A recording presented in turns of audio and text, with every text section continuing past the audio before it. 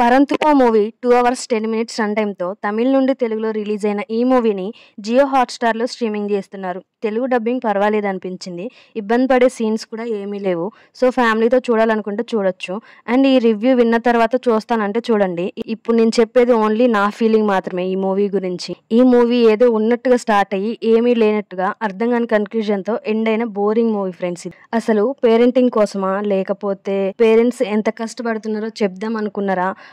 ఈ generation school పిల్లల fees గురించి చెప్దాం అనుకున్నారా? లేకపోతే ఎలా నెగిటివ్ ఇన్‌ఫ్లుయెన్సర్స్ కి గురవుతున్నారో చెప్దాం అనుకున్నారా? లేదా అందరిని మీట్ అవుతూ పిల్లల్ని మంచి ఎన్విరాన్మెంట్ లో ఉంచాలనుకున్నారా?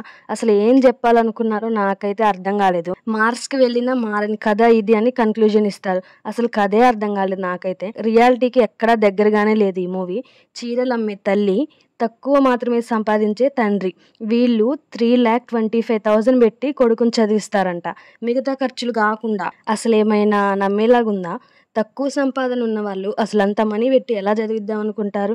ఇలా ఒక అరగంట అయింది.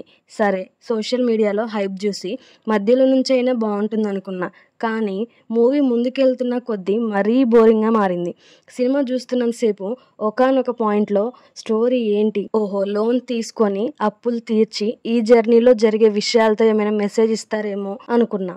అసలు ప్రాబ్లంనే పక్కన పెట్టేశారు. క్లైమాక్స్ అయితే అసలు ఇంతవరకు ఎలా చూడగలిగాను నేను అనే ఫీలింగ్ వచ్చింది నాకైతే.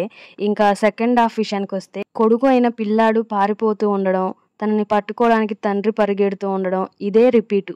అసలు ఇంట్రెస్టే క్రియేట్ అవ్వలేదు నాకైతే. ఇది ఓన్లీ నా ఒపీనియన్ ఫ్రెండ్స్. మీరు ఎవరైనా చూడాలనుకుంటే జియో హాట్‌స్టార్‌లో స్ట్రీమింగ్ అవుతుంది, వెళ్ళి చూడండి.